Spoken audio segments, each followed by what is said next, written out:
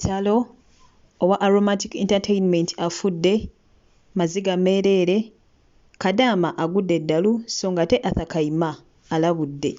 Kale ago n'agasingawo ng'oba olindirira mu bujjuvu.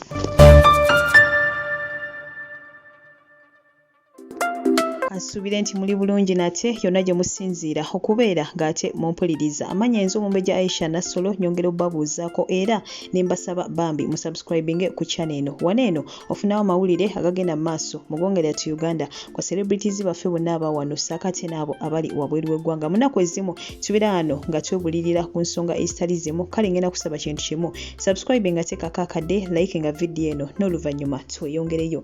Naye ng'obutakulwisaayo ngenda kuba ntandika n'amawulire ag'ennaku nnyo nnyini ddala ag'okubeera nga bambi Aromatic Entertainment eri maziga oluvannyuma ate bambi lw'okuviibwako taata. Engera taata afudde bambi ye w'omukulu ono Mulimira Sulaiti, taata w'omukulu Mulimira Sulaiti owa Aromatic Entertainment gwe tumanyi obulungi ffenna atuzannyira mu akali amaggwa. Munnange bw'atyo avudde mu bulamu bw'ensi era nga bambi tusaba omwoyo gwe Katonda guumuze emirembe, agulamuze ekisa bw'atyo, agumye emitima abako ab'eŋŋanda ssaakate n'ab'emikwano. So nga ate ebyo nabyo tubitadde ku bbali ebambi Kadaama bw'atyo agudde eddalu era nga weetogerera bagenda kuba ng'ate bamuza okwabobwe mu ggwanga lyattu Uganda. Ngenda kuba nkulekerako vidiyo eno ogende maaso n'okubeera ng'ate ogyekkaanya omanye ebisingawo. Kadaama ono yagudde atya eddalu y'abaffe biki ebigenda mu maaso, n'oluvannyuma nkulekereko vidiyo ya Kayima bw'atyo ng'ayogerako eri basajja banne, n'oluvannyuma nkulekereko omwana muwala ono nga bw'atyo ayogerako eri banne eno abagenda maaso n'okubeera ng'ate batoloka mu biyumba by'Abawalabu ssaakate n'abo abagenda maaso n'okubeera ng'ate bakola ogw'okubatolosa. Binaggwerawa mukwano gwange toseetuka, ngenda kuba nkusibula essaawa eno yennyini naye ng'ate toseetuka kubanga ekyamazima komawo n'amawulire amalala mangi nnyo mangi ddala. Goodbye for now. Subscribe nga oba tonaba, teekako akadde, like nga vidiyo eno abankuumire. Nze gye muli nga neetonda era nga mbasaba muwulirize vidiyo zino ekyamazima bulungi bulungi bulungi. Baganda bange, maama waffe ono bamuloga mukazi agw'eddalu, omukazi zivaako, omukazi ekyamazima bamugirako ddala waya. Eyakimukola simanyi oba akyaliyo oba taliyo, naye eyakimukola bannange omwana wa munno wamuttira, omwana wa munno walibadde omusaasira n'atayonoona ssente ze. Ekyamazima kulinnya najja ku Dubai. Ekyamazima omukazi ali eno yeeyambula, bakwata mukazi wattu ne bamuzazza banne. Ekyamazima n'amukuuma yennyini bed space agikuba yonna kasita emizimu gimulinnya agikuba bonna n'abasuza ku bunkenke n'abakasuka ebweru. Ekyamazima omukazi kyewamukola saasira omukazi ono, omusaasire ku lw'abaana be, saasira ekyenda kye, saasira abantu be. Abakazi banaku, maama w'omwana ono munaku. Ekyamazima omwana abazadde bo ng'abazadde nakati bakyali mu mbeera mbi lwa nsonga ebiri ku mwana waabwe bibeeraliikiriza ku makya mu ttuntu n'akawungeezi.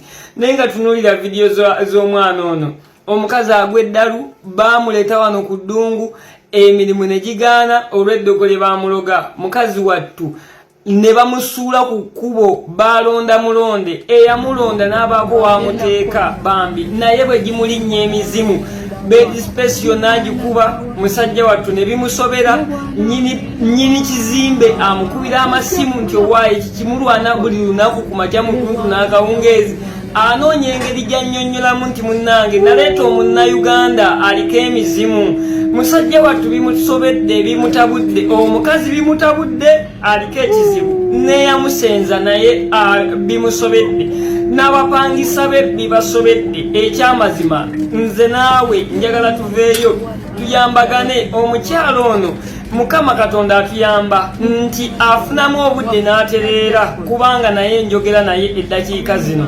Ekyamazima atereeramuuko kitegeeza asobola okulinnya ennyonyi naddizibwa mu ggwanga lye erya Uganda. Naye obuzibu we buli waawano, bwe nvaayo ne mbagamba nti tulina ekizibu, tulina agazibu aganene agazito. mpulirira ddala ng'ekyamazima wenvayo ne mbagamba nti ekitonde ekiyitibwa agent omuntu ali mu mbeera ey'okubanga ayagala kudda waka olw'ekizibu kye ekimusumbuye ebbanga eddene nga gwe agenti omukazi ono yatunda ekibanja kye omukazi n'atunda akataka ke yali ayina n'agatta ssente bazisindikire gwe agenti eyeyita agenti yakola ku nsonga z'omwana ono omwana adde e Kampala omwana n'olya ssente ze kale kiruma mpulira obusungu mpulira ennaku mpulira amaziga ku mutima mpulira amaziga ku mutima omwana ye Namirimu Susan Namirimu Susan yajja wano omukazi wattu mu mwaka guwedde naye ekyamazima emirimu giganye olw'eddoko lye bamuloga atetenkanyiza atunze ebintu bye addeeka bamujjanjaba embeera eterere bamusabire ebintu bigende ekyamazima oganye sente wazirya wazeezibika muli bantu kimmwe bwenvayo ne mbagambako nti omusajja tatwagala abaana ab'obulenzi abavubuka kyokka nga mulimu n'abasajja abakulidde ddala myaka naye oba leero nkikoze nti akamala oteeka mu filter kuba wano ate ndowooza ndi nnyoko original ndowooza ate awo tutambulirawo anyway abaana ab'obulenzi kyembadde nziza okubagamba kiri bwe kiti nti obudde mubumalidde nnyo mu zitwekobeezammwe okuwonda zitwekobeezammwe naye njagala okukutegeeza mukwano ne bw'onaalya tipa z'emirondo ne bw'onaalya ekkutiya z'emmwanyi amaanyi g'ekisajja ssente amaanyi g'ekisajja nsimbi amaanyi g'ekisajja lupiya amaanyi g'ekisajja dollars amaanyi g'ekisajja pounds amaanyi g'ekisajja musimbi gutokomoka omanyi mwerabira nnyo bye mbadde nziza okubagamba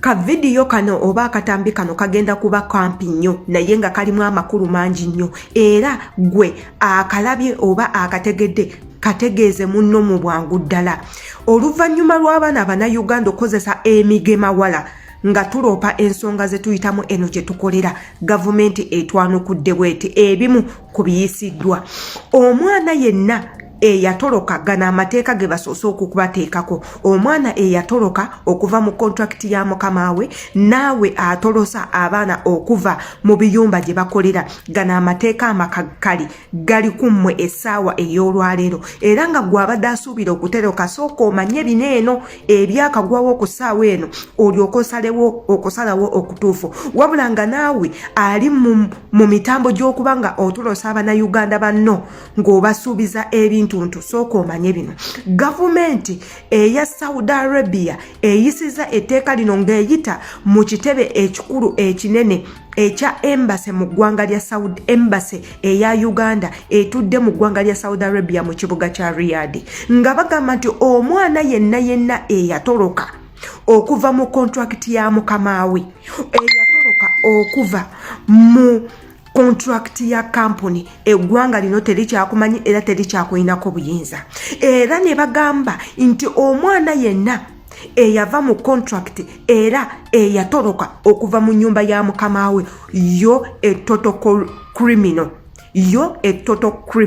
era ne bagamba nti nno batandise okubateekako poliisi ebanoonye wonna we muli era nga we babakwatirako bagenda kubanga babateeka mu nkomyo era ne bagamba yadde nga bakulabye ng'oli ku ddwaliro oba oli ku supermarket oba weetala ku kisaawe kukola bukujjukujju kulaba nti oyitawo bagenda kubanga bakuggalira mangu era mu ekyo bataddewo awards ezigenda okuweebwa abantu wano wammanga omuntu alaba ku mutolose n'amuloopa omuntu aloopa omuntu atolosa abaana bano okuva mu contract era nga awaadi ezo bataddeko n'ennamba y'essimu gw'oba omanyi abatolosi bonna kuba ennamba eyo obeere ng'obaloopa mu bwangu era bw'oba omanyi omuntu ali mu bukujjukujju bw'otolosa abaana okuva mu contracts zaabwe kuba essimu obeere ng'omulooperawo mangu bagenda kuba bakuwa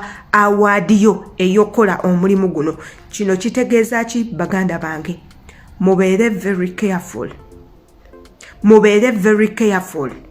Bino ebintu ke bitandise tetumanyi we bigenda kuggwera. Amanya nsigadde nze Sheila Adita atanaba kufollowinga page eno okusaba gifollowing tugenda kuba tubaterayo updates z'abankuba kyeyo.